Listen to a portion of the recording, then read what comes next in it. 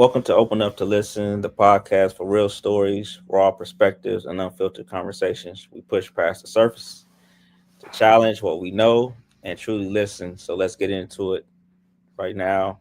I'm Dom, the host, and we have Shada. Hello, I'm Shada. I've been working with, let's see, working in the school system for about 5 years. I started off as a para dealing with autism students. Now I'm doing behaviors in another elementary school. So I'm basically the first stop before you go see the principal. So I try to manage all the behaviors in one building, which is great. Okay, you got to tell me what's one crazy story with One crazy obviously without putting the kid's name out there. But what's one crazy story that happened? One crazy story. I mean, I wouldn't say I got too many crazy stories. I'm more like I'm just the cool person. Like everybody respects me. So it's just like I right now I'm just dealing with a fifth grader who he just do what he want. He ain't trying to do no work in the classroom. He just disrespects his teachers. He think he gonna walk out of the classroom whenever he feel like it. Either he trying to find me or trying to find the principal. Like he just sneaky and he just lie about everything. And so it's just dealing with that is a lot. And sometimes I just feel like he's going to end up as a lost cause because he don't care and he will tell you he don't care. Um, but I don't give up on children, so I'm gonna keep doing what I can to get him to understand. Like, because without me, no matter where you go, you're not gonna have another me. You're not gonna have another, let's see, 4 or 5 adults in that building that actually care. Right. So right now is just trying to get him to understand, like, we really care. We want you to do what you got to do because once we leave, nobody's gonna care. Right. Like the real world don't care, you know. So he's a rough one. He is a rough one, and it's taken a lot. So I'm hoping that by the end of the year, he understands. Like, all right, let me figure it out. I've figured it out, and going into sixth grade, he'll have some type of understanding of his next year. But right now it's so hard with him. Like, and I love him dearly, but he don't care. So Is he? How can I say this? Is he special needs? no, no, he's not. He's just been dealt a rough hand, parents, mom in jail and staying with dad, and he just do what he want. Like, it seems like honestly dad don't really have no control and don't really know what to do with him. So we're just trying to figure out what works and what don't work, and right now nothing's working. but but I can say he has given us 2 good days, so that is a start. We've had 2 good days. He has not been in the office, which is great. So let's see what next week brings. So this is the crazy thing, and this is, I guess, the unique perspective from not saying that will be this child's path, but Mhm. I would say working in law enforcement, you get to see rather 17, 16, 18. Then when they start, going to jail, whatever, you start to see a pattern of these kids. And I think on the flip side, to be able to look at it from when they're in jail, and you sit there and you have conversations with them, and you realize they're broken, Yeah. because realistically, what you guys, well, a lot of people don't see, for the most part, when the 18-year-olds be coming in, they play tough, or 17-year-olds, they play tough, but when Mm. you get them, close, they break down. Like when you in jail with people who like in there just waiting trial for murder or whatever the case, it gets real. Mhm. So it's like when it comes down to the kids who, like, it could be this, he just misunderstood and wants to be loved, but at the same time is not getting that from the people who he deemed to love, but he's a good kid at heart.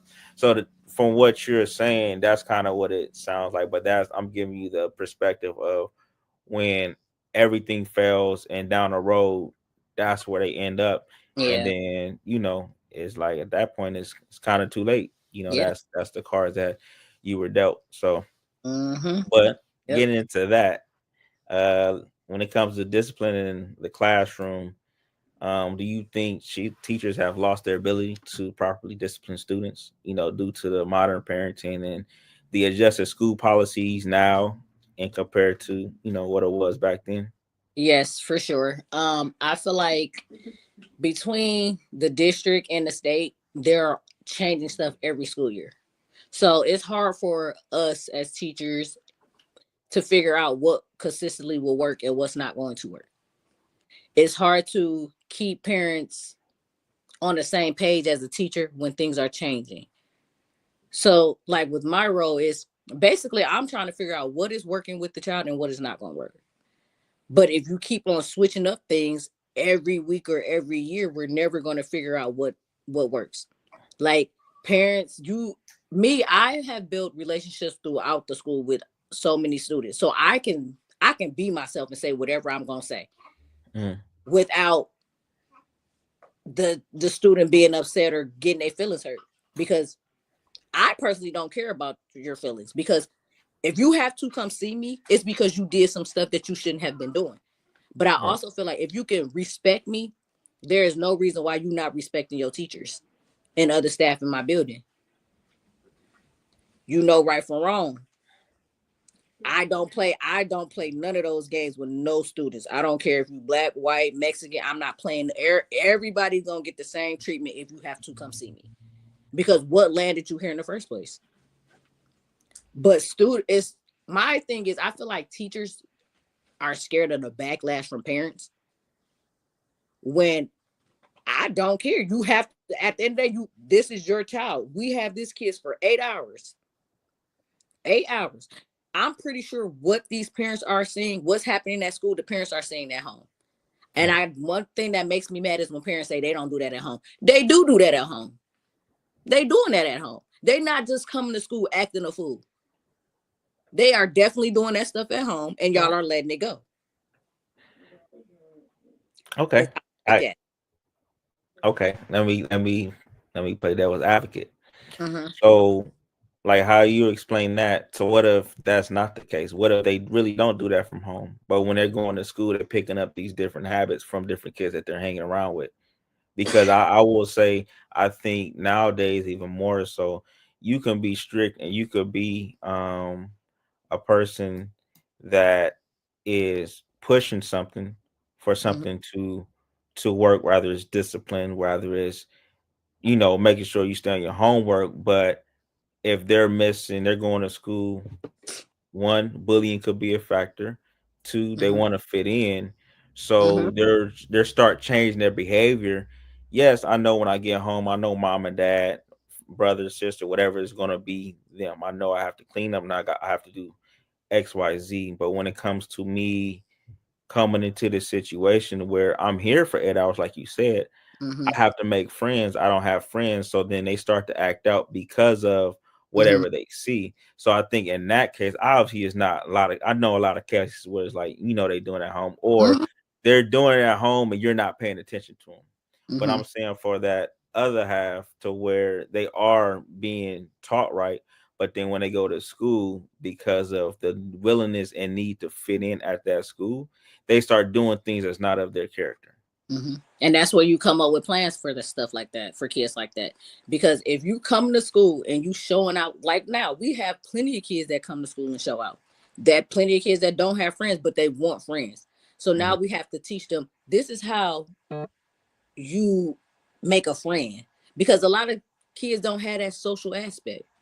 Mhm. So now we got to teach kids how to socialize the correct way if they want this person to be their friend. Right. Type deal.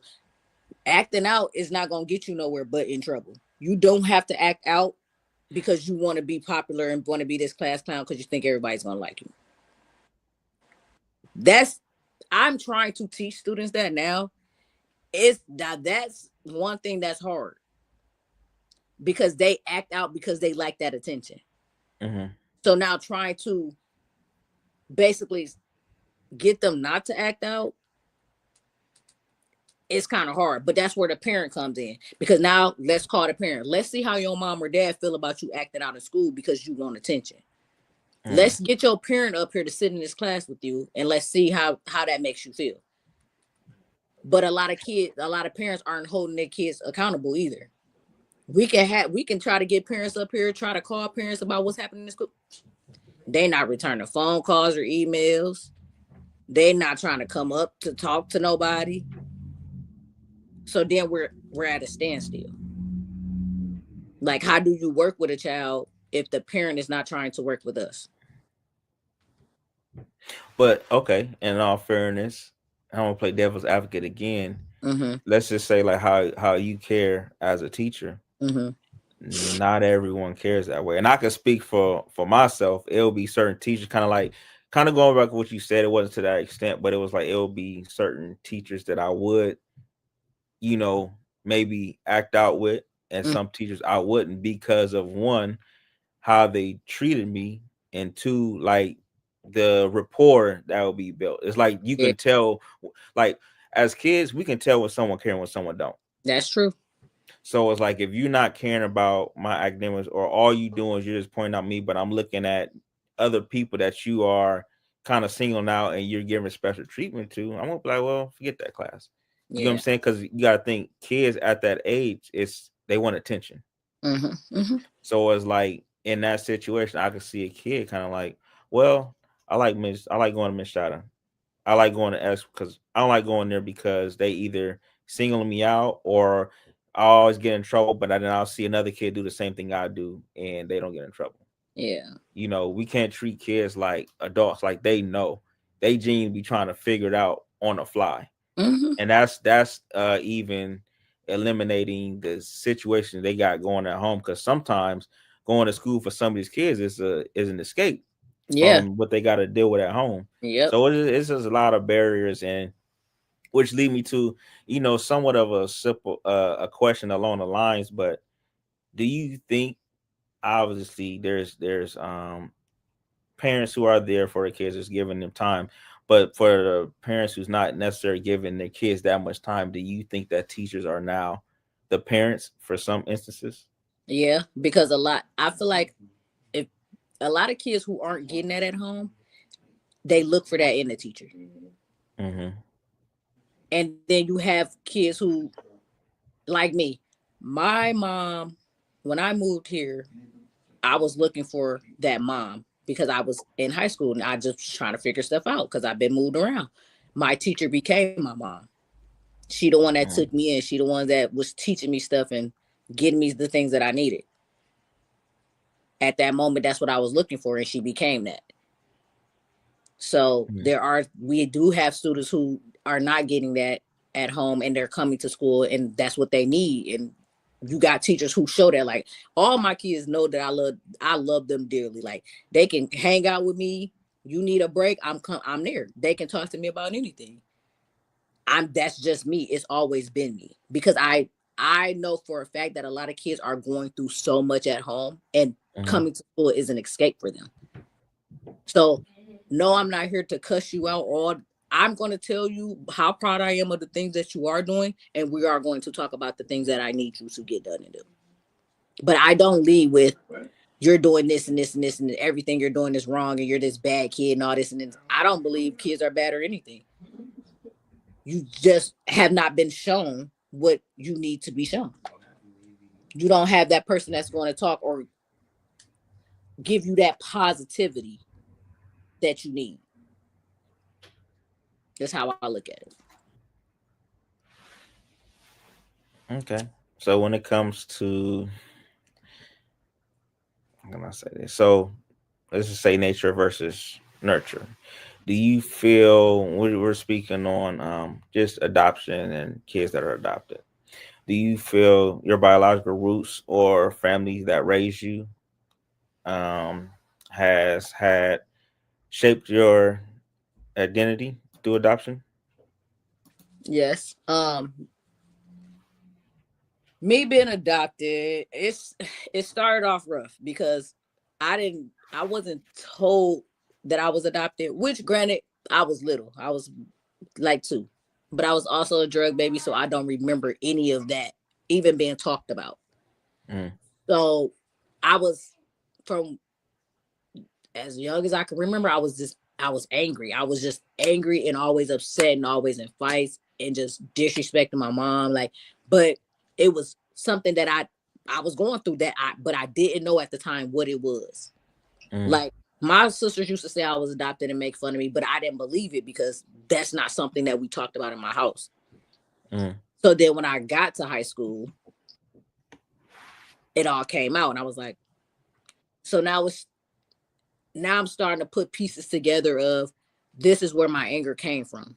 This is Mm. half of where my anger was from. And when I did meet my biological mom, it granted I wish I would have never because I feel like she just put me in a spiral. Like everything, my life just spiraled because I felt like I wanted to know her. And then when I finally got to meet her, it was just like I wish I never did that. Mm. Um, but I always look back and I always say that my adopted mom made the best decision that she could. And even though she sent me to Ohio, it was for the best because if I would have stayed in Detroit, I wouldn't have never made something of myself.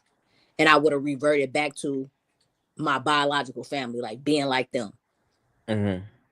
And that wouldn't have, honestly, I would have been jacked up. So when my adopted mom sent me here, it was for the best. I made something of my life. Um, I feel like I battled with identity issues because it was just like, am I like my biological family? Like I can revert back to my anger and wanting to fight and all this rah rah ghetto stuff, and then I can be like my adopted family where I'm the first one to graduate. Mm. Um, I just keep elevating, and I'm the first one to do it for my adopted and my biological family. So I Mm. feel like my adopted mom instilled a lot in me with prayer, with positivity, always telling me she proud of me and all this and that. And then I got my biological side who like, you think you better than us type stuff like that. And it's like, I'm not. Like I was just adopted into a family or with a mom that cared, you Right. know. So I do feel like with adoption, we do battle with identity. We do battle with abandonment, trust. Yeah.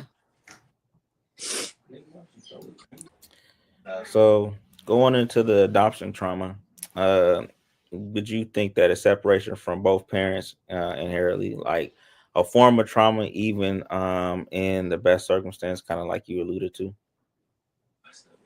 A former trauma, yeah.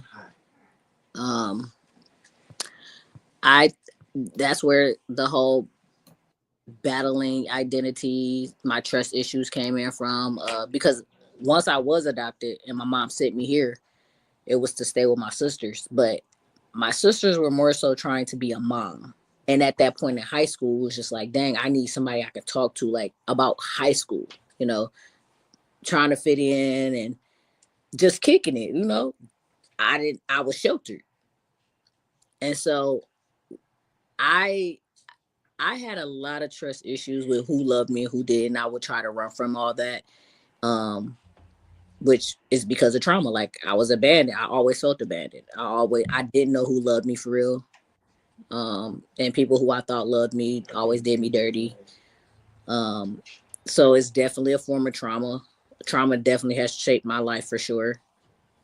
Um, being adopted has definitely shaped my life. But I always told myself that my calling is to give back to adopted kids, and foster care kids.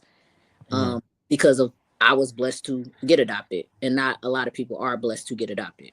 And That's a true. lot of people don't understand the things that adoption and foster kids face. They feel like they're not wanted. You know, they always will want to know why their parents couldn't get themselves together to get them, or why they wasn't wanted, and they will always have issues with love. But eventually, you'll figure it out, and you'll find that one that loves you, and It'll be good. You'll be happy.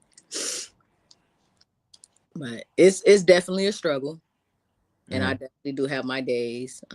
But therapy and writing and stuff, and being I found people that I can talk to, so it's helped a lot. Okay, so therapy normally is it'd be a big thing when it comes to men not going to therapy. But if you want me to ask, when did you like realize, you know what, I need to go to Uh, therapy? Kind of as an adult. I started in college is when I first started therapy. But as an adult, I want to say I started probably like 31 is when I actually started going to therapy. Um, and I would say it's been great going to therapy and having someone on the side that knows nothing about you, where you could just talk freely about anything. Hmm. Does wonders. Does wonders. So yes, that started when I was about 31 is when I was like, yeah, I have to go talk to somebody. Yeah. Okay, so I know trauma has come up a lot, specifically when it comes to rather dating, friends, and family. So would you say hyper independence will be a trauma response? So, like, and some women reject relationships because of true independence, or is it like a defense mechanism from the emotional classrooms?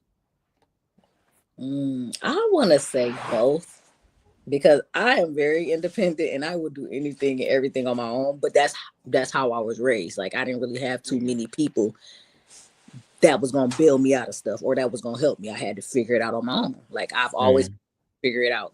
Um, but at the same time, it's also due to trauma. It's also due because I felt like I couldn't trust people because the people I trusted wasn't it. They were people I shouldn't have never trusted. So I feel like with me being done dirty and being hurt plays a part into that my whole relationship. Like I just rather just I don't like really asking for people to do stuff. I don't like asking for nothing. Like I will shut down and I will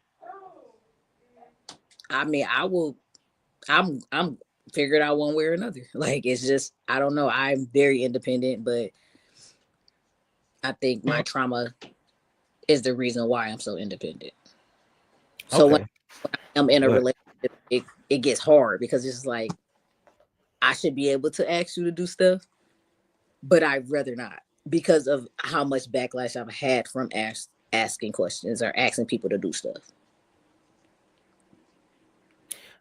Okay, so um, so if someone is asking, okay, let's just say for a man out there that you know wants to date you, how Mm, would how would that happen when it comes to them trying to talk to you and do things? Because the thing that I think that when it comes to trauma, we look at experience, mhm, and our experience sometimes I think we hold on to that, and we think that whenever something is a resemblance of something, we kind of, well, that's it's getting too close for comfort, so mhm, you either remove yourself and not even know what the end result was going to be, mhm, or you'll jump to a conclusion because that's what you was used to, and really it could be nothing like that.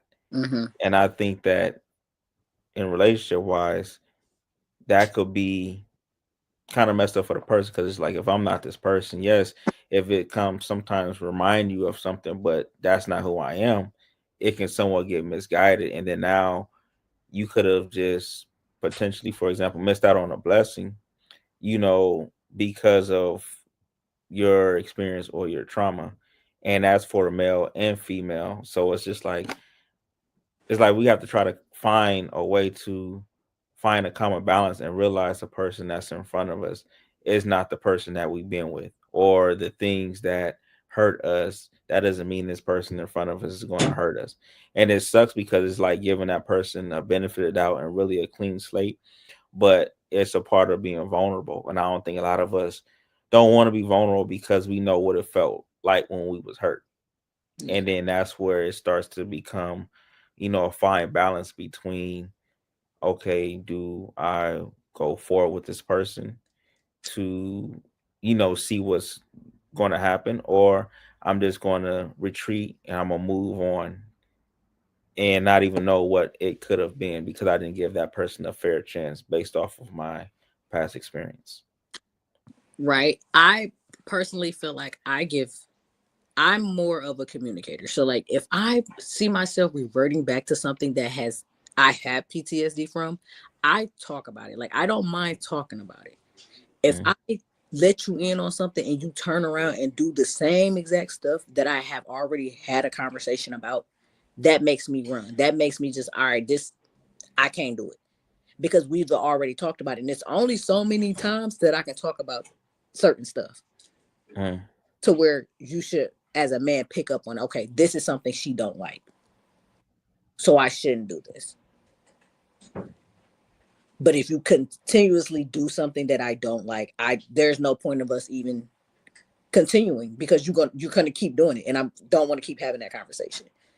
So like me, yes, I used to run. Like the first sign I'd be gone, like because PTSD has me afraid of all of this. Like I've seen so much and been through so much. Like the first sign of something, I'd be like, nope, that is a red flag. I'm not going.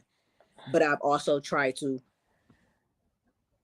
be more open and talk about it more because I know that I don't talk about my past. But if I'm dating someone, I try to open up about certain stuff because granted, I will be done. Like I will be done, and they don't even know. Like, well, why you didn't know. So now I try to make sure I bring people in. Now it's up to you if you're gonna keep doing what I don't like you doing. That's up to you because it ain't going nowhere.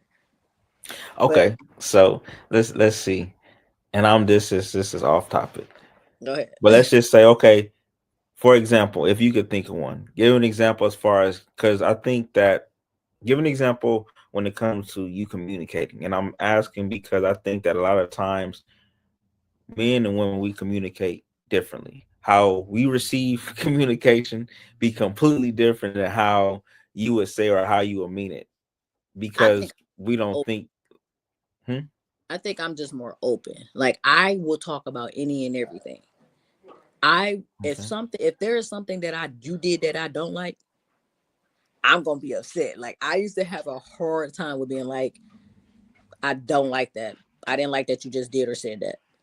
I used to Mm-hmm. ever do it. I would just get upset and I would just not talk. And now you asking me what's wrong and I don't want to talk about it. But now, That okay. but now, now me maturing more is more like, I really didn't like that you said this. I really didn't like that you did this. Now, how do we fix it? So, do you say it very calmly like that? It depends. It depends on the. Exactly. Exactly. And honestly, it is the way that I can say stuff because I Mm-hmm. can be so mean and irritated, and I just And the dude, and I'll tell you right now, once you do that, you lost him yeah, because he yeah, just shut down. yeah. So, like how you said, shut down. I'm just saying this because I want to like hear how you would communicate, because it sounds good like when we're talking to other people, but Yeah. it be the tone. And like Yeah. I was specifically for guys, even when it comes to women, when something is said, if it's said a certain way, or you may never know, that person may have a trauma based off of their mom, or they were used to someone yelling at them that certain type of way, and then they shut down. So even though you communicated to that person, how you communicated to that person, they didn't receive or hear nothing you just said. Yep. I agree. So it could be a breakdown in communication on that. Yep. I always say it is about the tone, the things people say. Because if you get loud with me, I already zoned you out once you got loud. Like I already zoned out. But it's definitely how you talk to people. Definitely plays a part in communication. Okay, just want to have a little healthy exercise. I thought that was kind of funny. Cause you said it very calm, and I'm like, I don't think if you But someone just pissed you off, it don't be that calm. But I was a firecracker. I used to be a firecracker, but now Hmm. I'm not as hot headed as I used to be though. Like I'm more chill, but I'm also getting older, and I know that I can't keep popping off and being a firecracker, like Hmm. because it's not going to get you nowhere. There's not going to be any type of understanding if you just gonna keep popping off and thinking that your voice is the only voice that matters. So I've definitely calmed down. Not just be chilling out. I don't mind hearing the next person out.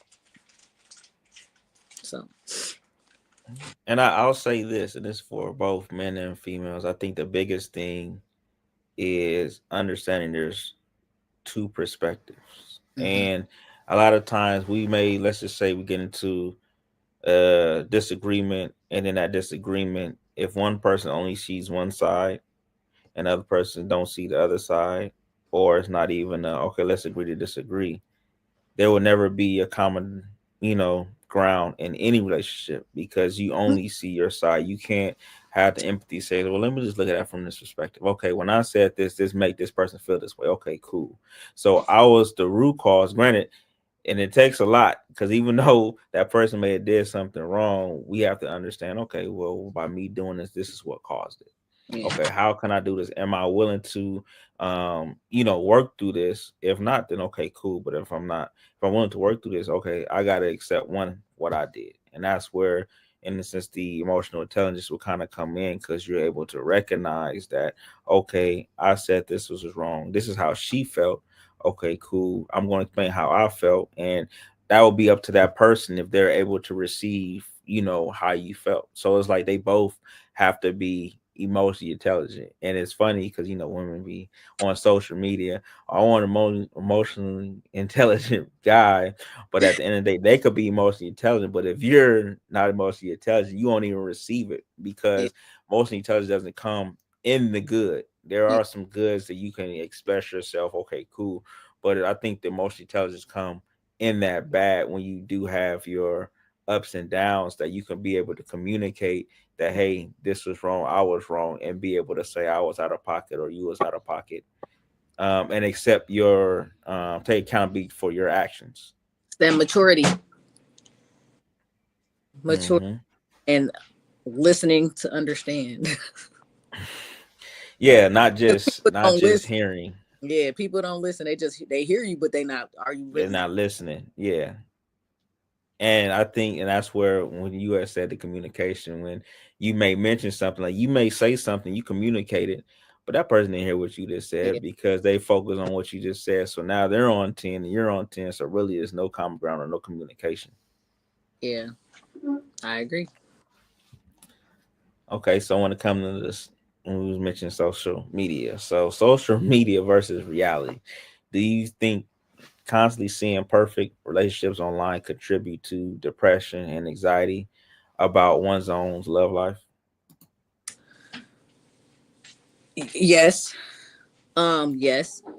Personally, for me, no, because I guess I've seen so many so-called happy relationships. Um, I don't glorify other people's relationships, but Hmm. social media has a big influence on everybody. Like, I wish that was me. Why can't I do this? Why can't I do that? Like, and it's just like I can never be that way because Hmm. if it's gonna happen, it's gonna happen. Like, not every no relationship is perfect, and you're gonna go through whatever you go through.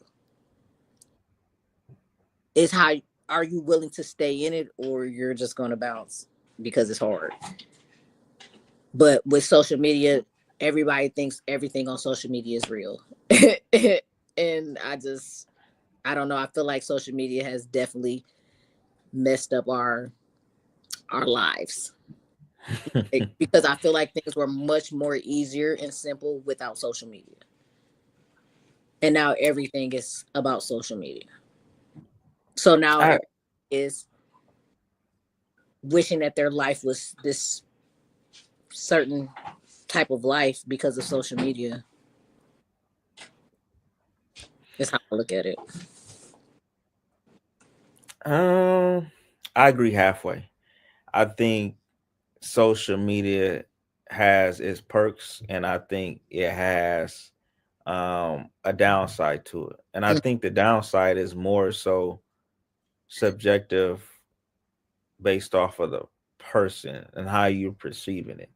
You get what I'm saying? So mm. you could just post something and it could just be, I'm posting something, but because of how someone received that, that's what contorts, the reality of what social media is. Because I think social media, I had to grow into it. I wasn't big on social media in the Yeah, beginning, but you see a lot of perks in it, but I think you can look at something that either is posted on social media, that's showed or displayed on social media, and you take that information and do what you please. But I think people get so yeah, emotional when it comes to that, or like whether it's vacations, whether it's you seeing someone wear the same shoes, and then now when your dude come home, you telling him, "Hey, I think we should get the same shoes," or you putting whatever they issues is now you put on them, and then they get so caught up in, oh well, I want to be like them, or they're nice, and it's just like, but the reality is kind of like you said,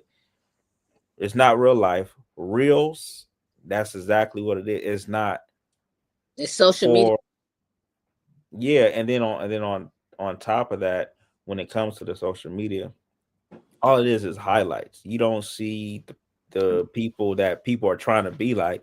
You don't see the downfalls. You don't see the art, because all they do is post highlights. So all you're doing is looking at the highlights of someone's life and not realizing, okay, it's this. That's why they could be posting highlights and then they'll either be divorced or broken up 6, 7 months later. But in that moment, in that one time that one person looked at their life, they said they wanted to be like that, not Yeah, realizing that yeah.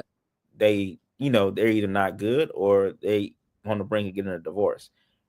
You know what I'm saying? So it's like it's all based on the perception Just of the like people who look at social media. just like the Papoose and Remy situation. Everybody was with that black love, this and this and this, and they was the poster relationship. And now look at them.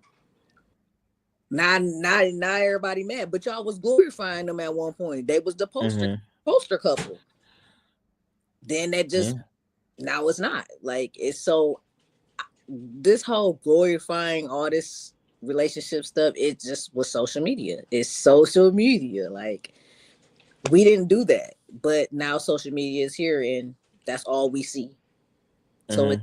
it gets depressing because people are wishing they was doing this and doing that, and you sometimes it makes you feel like you are at a standstill because you're not doing what other people are doing. But at the same time, that's maybe not your purpose and that's not your life. Hmm. So you just got to figure out what works for you and what you want your life to look like. And then the funny thing that you say, that standstill, is it could be a standstill in that moment. And like you said, everyone has their own path. So their path or whatever their social status is, financial, whatever the case is, that's not you. But that Yeah, doesn't necessarily mean that it's not happening. It's not happening in that time that you think it's right. supposed to happen. But I think people get so caught up into that moment. And I think it's funny when I'm not I'll say women and guys do it too, but I would see it more so, a lot of women would look at something, hey, we should do this. Hey, we should go on more vacations. Hey, we should do, and I just think the stuff is hilarious. And then, not to throw shade, but I also think it's funny that women go on the vacations, and for all guys, for all girls trip, and then they'll send videos. Oh, I want my man like this is that, and the third, right? And it's like, you in a third world country. Yes, this is what they do.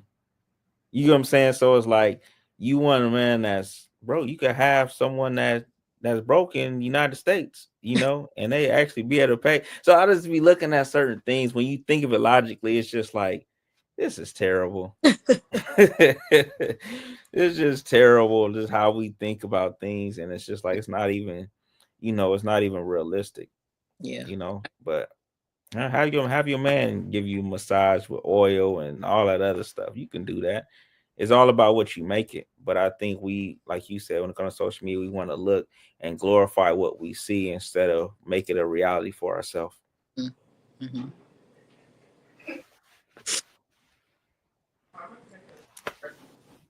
Okay, so what has been, or what was your breakthrough when it came to dealing with adoption? My breakthrough with dealing with adoption.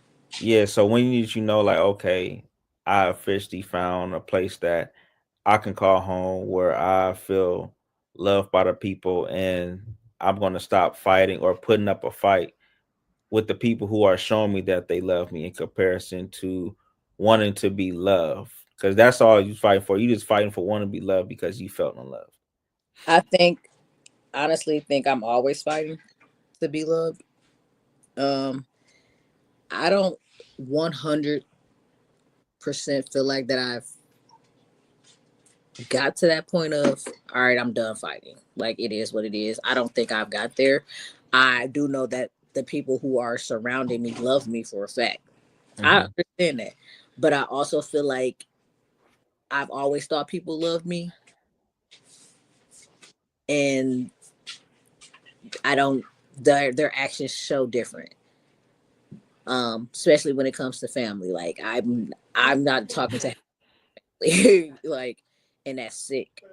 But it's because their actions have proved that you're not for me. And that's okay. Family or not, that is okay. We You stay over there and I stay where I'm at. So I think I'm always fighting when it comes to love, being loved or whatever. But I do know that the people who are surrounding me now, they love me. But I was dealt a hand and I'm going to be fighting for a while. And even if I have that man, I fall in love with someone, I'm going to fight. But I'll eventually get there when I'm like, okay, I will know when it's time to stop fighting.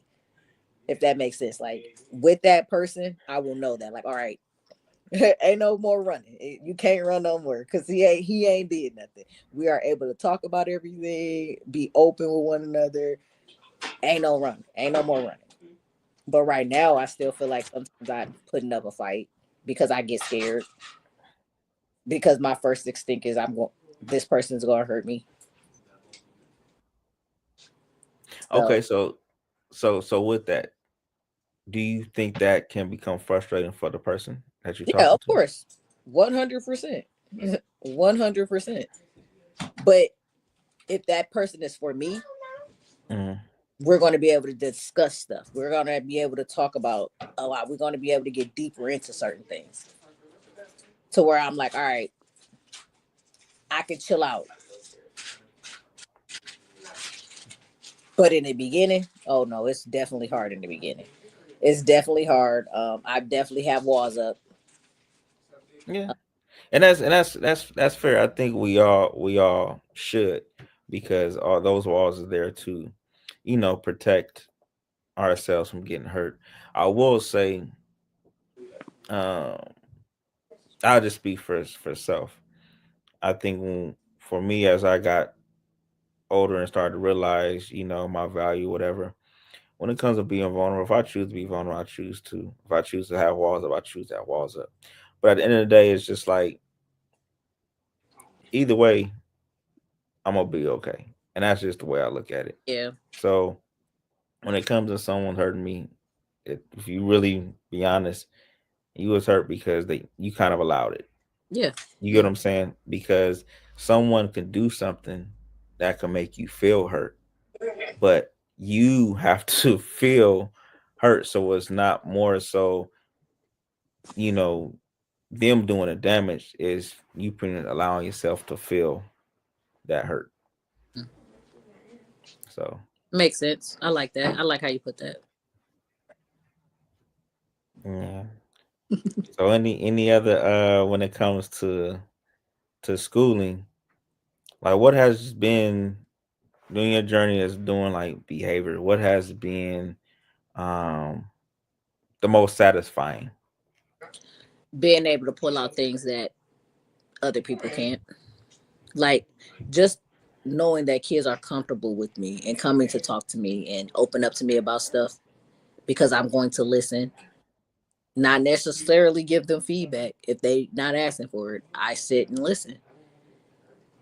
Being able to walk in the mornings and all the kids just giving me hugs. Mm. Being that smiling person in the morning that kids get to see, that's always a joy. Like I'm the first thing they see in the morning. So it's just like I'm greeting everybody. Everybody you want a hug, you getting a hug. If you walk past me and you always give me a hug and you don't, I know there's something wrong and I'm gonna come talk to you about it. Right. You know, I know my kids. So I know when they need something and when they're going through something. And so it's my duty to get to the bottom of what's happening and what's wrong and what can I do to fix it? Because I never want my kids that come in having a bad day and they leave and still having a bad day.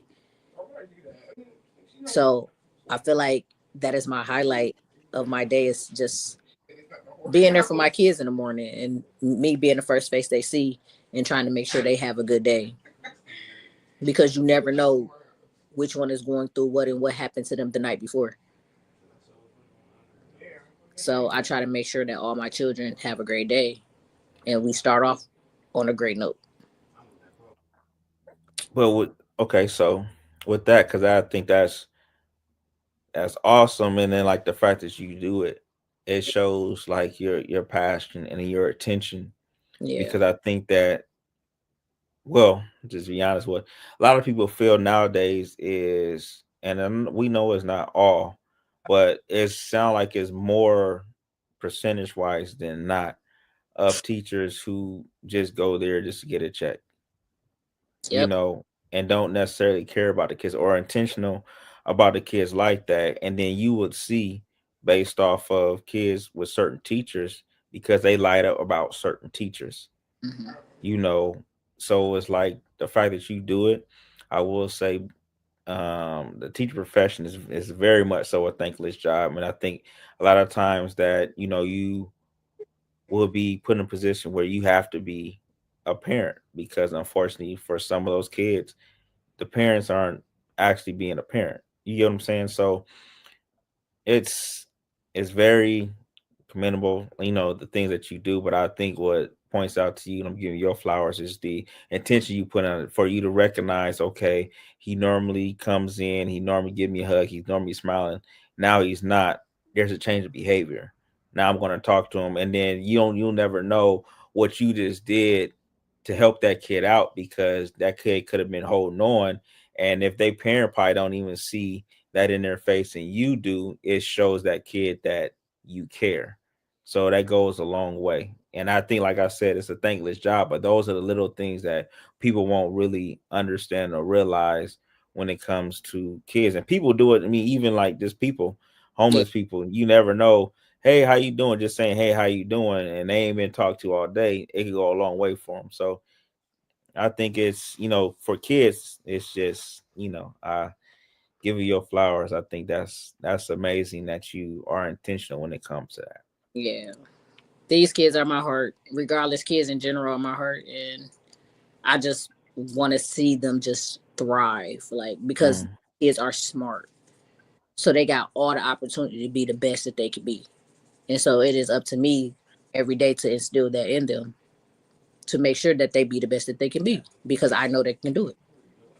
So if you're not hearing it at home, you're definitely gonna hear it at school. That's amazing. Yeah. Okay. Last thing, which is it could be somewhat a touchy subject, but I think that when it comes to each each school, I know is different and handle things different. Each state, each city is all different when it comes to schools and teaching. But how do you feel when it comes to bullying? Because that seems to be going on, and obviously it was different from, you know, when we were coming up because it wasn't social media, so it's like the bullying just doesn't stop. So what is your take from you being a teacher? What is your take on bullying? I hate bullying. I hate bullying with a passion. Like when I hear a student is getting bullied, it makes me so mad. It pisses me off so much. And it's just I don't know. Like when a student is getting bullied, it makes me want to beat up their parent because why you out here bullying somebody? Now I need to beat up. What did this kid do to did what did the kid do that made you that mad that you just gonna beat on him and pick with him? Like we have a bullying situation now with a sixth grader bullying the autistic kid.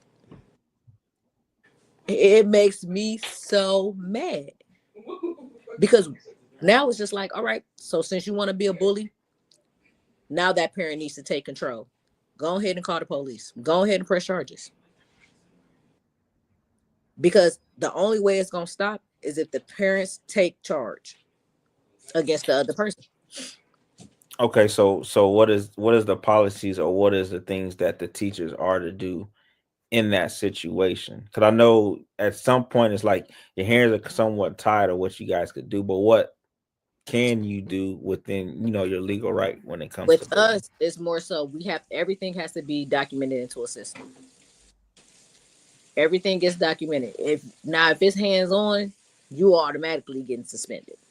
Mhm, Now you just made the classroom unsafe, you're getting suspended.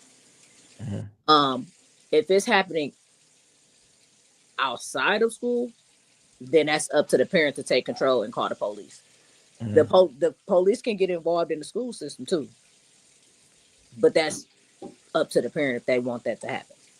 But as far as us, we got to document everything. If it's called for suspension or exposure, then that's what's gonna happen. But I would just be trying to go talk to the student, like, why? What made you want to do this to this kid? Like, what is your problem with him or her? So okay, so what would be some of the reasons? Because when I'm thinking of someone that's bullying, I'm thinking it has something to do with something they're not getting at home. Yeah, in all honesty, there is no reason why somebody should be bullied because don't nobody come to school for that.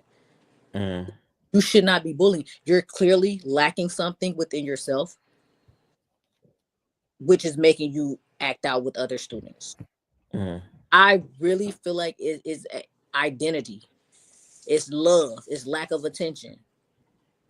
You see this kid doing what he's supposed to be doing. Everybody talking to him, so now you're gonna pick with him. Now you mm, because you know you bigger, you know you stronger, so you're gonna do stuff to intimidate him or her. mhm, It's stuff like that. So we can't really do too much, but input stuff into the system. We calling home, calling parents, and talking to parents. mhm, But if it goes to where now you fighting and stuff, now we got to take another step. Now you got to get suspended, possibly exposed, possibly expelled, possibly the police getting involved. It's just the whole thing. I hate bullying, and that's just it's just hard. Like because you don't know what to do. mhm. You can only do what you can do, which is document. Try Right. to the students. Hmm. Hmm. So Okay. yeah. I didn't know. I thought it would be more that you can do, but if that's all you guys are required to do, that's tough. Yeah, it's really you don't know what to do. Like there's nothing we really can do about it. But try to make sure that they keep them separated. Hmm. Like we got one bully. I always tell him, I said, karma is going to come for you. Karma is going to come. So he came to school. He got punched in his nose by another student. Come in the office crying. I said, what happened? He said, I got punched in my nose. I said, karma, karma, karma. Because we just sat down and had a conversation. Your mama said the same thing, that you're going to get beat up one day because of your mouth and because you like bothering people. Hmm. He got punched in his nose. And did that stop him from running his mouth? No. He's still going to run his mouth. Just Mm. a So person. that didn't even change his behavior. Nope, you're just going to go on to middle school and somebody's going to beat you up and hope that helps you from running your mouth. That stops you from running your mouth. I mean, it's just some people just not going to learn until they get beat up or the worst happens. And even then, that still might not teach them a lesson. So Yeah, now, because then after that they'll feel invincible. yeah, now you're just beating a dead horse. So It's Yeah, tough. yeah, it's a lot. It's, Well, it's a lot, but I do try to stay in front of bullies and try to talk and do as much as I can for the one that's getting bullied. But it's only so much that can be done unless the parents get involved and be like, yeah, this not happening. So okay. Well, we're gonna try to end this on a good note. What is um you could say a success story? That's probably one of your favorite success stories for a child that you had. my favorite success story, let's see. I guess working with autism kids Mhm. and just seeing them do things that teachers or parents never seen them do. Like having a nonverbal student say mom for the first time. Mm-hmm. I think that was a success because mom got to hear it. Mm-hmm. It's just like, did she just say mom? I said, yeah. And it made her cry because the baby's nonverbal and she finally got to say something. Mm, That was that's probably dope. my first my first success story. Because it happened because I just kept talking to the student and just trying to get the child to say something. Mm-hmm. And she finally said it. So I would say that was one of my success stories. That's dope. That's dope. Yeah. Do you have anything, any last, remarks you want to leave? I don't. I appreciate you having me though. This was great. Appreciate No, of course, of course. this for sure. No, anytime. Well, I'm Dom. This is Shada, and that's a wrap for opening up to listen. Whether you agree, disagree with the comments, just pretty much staying open. Isn't just a vibe, but it's just changed perspective. So until the next time, stay open and keep listening.